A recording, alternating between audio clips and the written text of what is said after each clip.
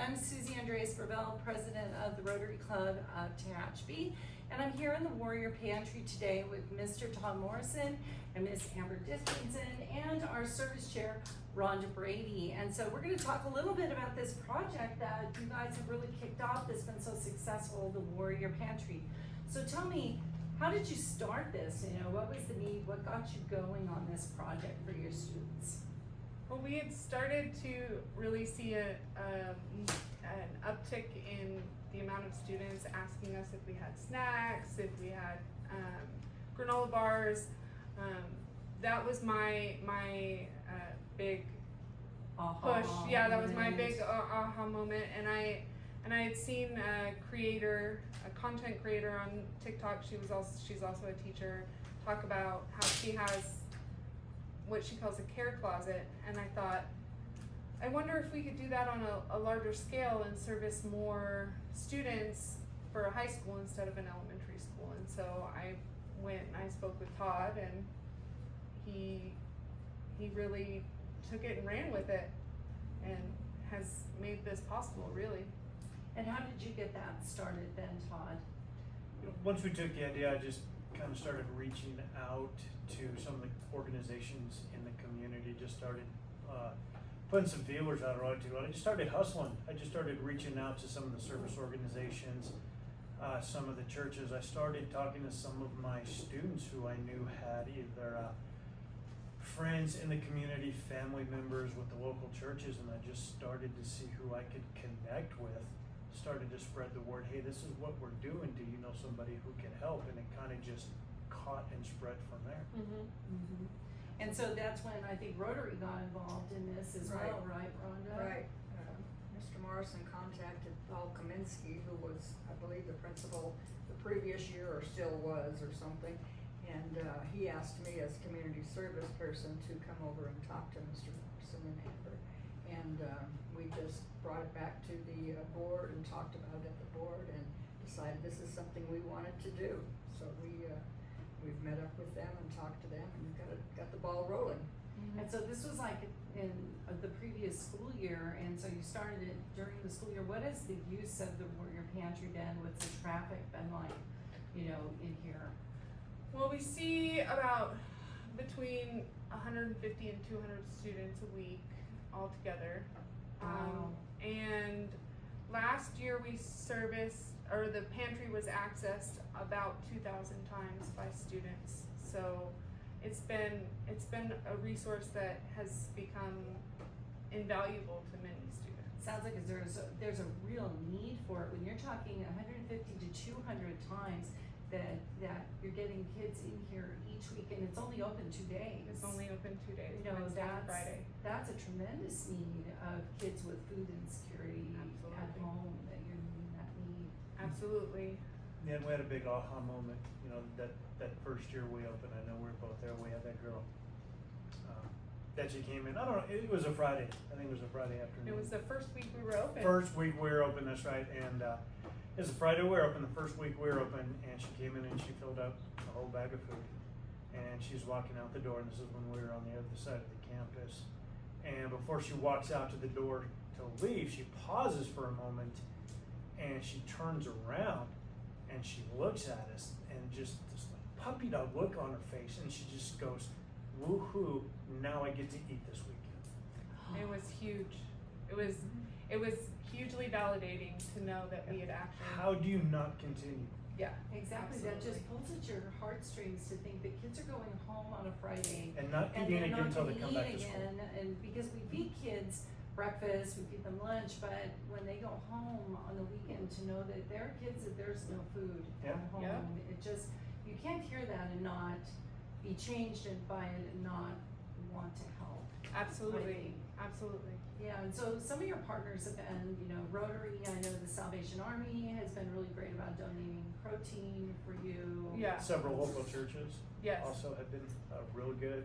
Clearway Energy Yes. brought us on last year as a corporate donor. They were fantastic. Right, and recently, Rotary was contacted by the American Association of University Women. They're gonna start collecting food also on a Right. monthly basis to contribute to the pantry. So it's kind of growing in its, you know, in its sponsorships. And then Rotary, Linda Carhart organized a big concert that really kind of kicked off the. It Yes, did, I it attended did. that last year. Yes, Yes. and that raised a lot of money that, and ended up going for some of the infrastructure that you needed, like just purchased a new freezer for you. And, Yes. you know, some of the things that you need in order to really make the pantry accessible and usable for the Yeah. students. And to be able to have all of the things that a student might need, from proteins to breads to simple meals like Top Ramen or Hamburger Helper and toiletries, to have all of that, to be able to have the students be able to have access to all of that has been, the impact has been immeasurable. And it's really great that they can come in and kind of see what you have too, you know, with the shelving and that Yeah. kind of thing. You've made it work to really make it, you know, accessible, like you said, for the students. And so, what are some of those hot items that you really see the kids really need, that really you have to keep, you know, in the pantry? So toiletries has been a really hot item this year, and ramen has always been a hot item. And I know that a lot of people think ramen's unhealthy.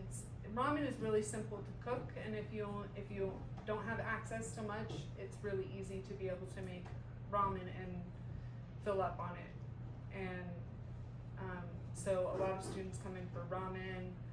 They come in. We have students that come in every week for proteins. Mm-hmm. I know we heard a story about a student who came in and you'd gotten a donation of some chicken from like the Salvation Army, and that student was so thankful, saying this is the first time our family is gonna have meat in a long time. You Yeah. know, the things that we so often take for granted. Yeah, and because meat's expensive. It's very expensive. And Yes. it's only getting more expensive now, so to be able to have the students have access to proteins like that is And another one too that you and I may take for granted, the canned foods, the cans Yeah. that have pop tops. oh yeah. Because we come across a lot of time, kids don't have things as simple as can openers. They don't have access to them. We do have That you and I wouldn't even think about. we do have a Right. homeless population, population of homeless students that they can't carry a can opener and all of those things, so having pop tops is Yeah, easily accessible. we didn't even think about that last year, and then it was kind of an epiphany. I don't even remember what brought it up. We had a student, a homeless student, he graduated now, he was a senior, but he was actually living in a ditch in a dirt field behind the Walmart.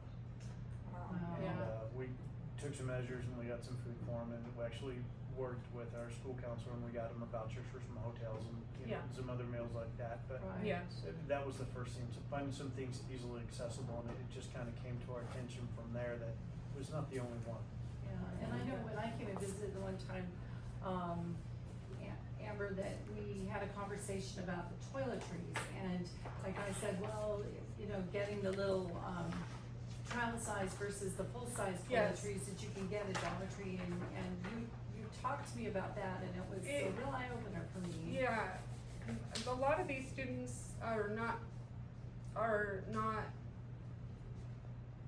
able to access the things that we take for granted, and so many of them are living out of their backpacks, and so to have a small shampoo and a small conditioner makes it much easier for them to transport, and that's why we also had we don't have any right now, but we had laundry sheets instead of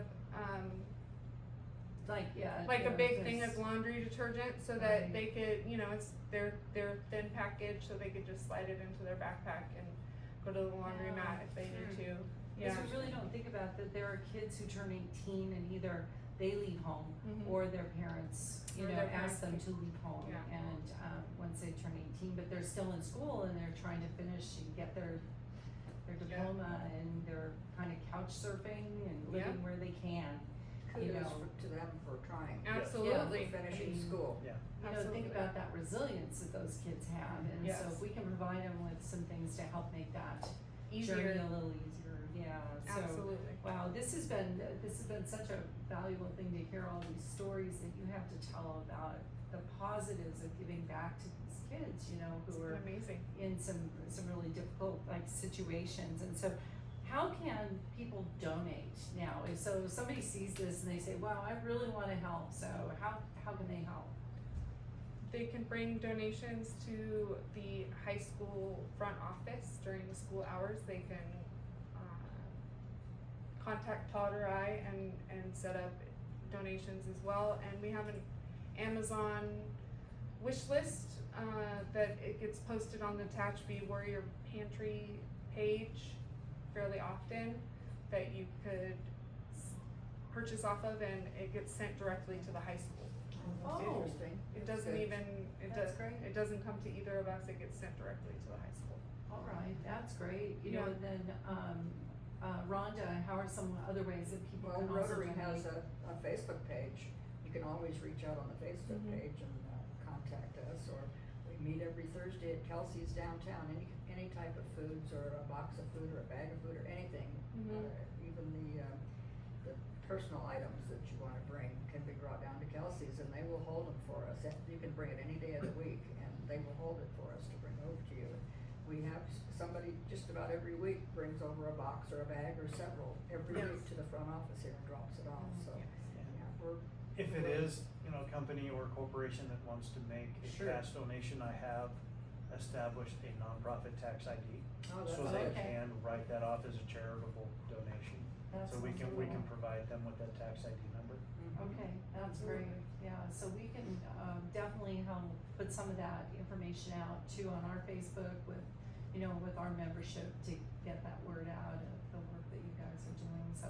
I just have to commend you, because I know that this was a lot of work to get this going, and I know, I can speak for some of our Rotarians, it's been an absolute pleasure to support you in this. Good. I Thank feel you. like we're doing something that's really, truly, changing the lives of kids and giving It is. them a support so they stay in school and keep coming Absolutely, back to school. 2,000 and counting. Yep. 2,000 and counting, think about the way that that's gone up this year, and so, Yeah. too, we were pleased to bring you another $750 donation today. Thank you so much. that you can go Thank you. shopping and fill your shelves with whatever you're lacking to keep your inventory strong, so. Thank you so much. And I really wanna thank you for taking the time today to sit and chat with us. I know this isn't a real, it's not an easy or real comfortable thing to do sometimes, to do a little interview, but I wanna do more of these, and I really wanna thank you for being my first course. interview today, and Thank you. thank you again for all you do. And thank you, Rhonda, Thank for you, being Susie. our conduit, and thank you, Linda, who's sitting off camera, watching us here, and for all the work she's done to get the thousands and thousands of dollars worth of donations that have happened through that concert. Yes. So, It's been all right. amazing. well, thank you for tuning in, and we hope that we'll be able to bring you some more content that you'll be able to tune into, to keep you up to date with what's happening with People of Action in Rotary. Thanks. Bye.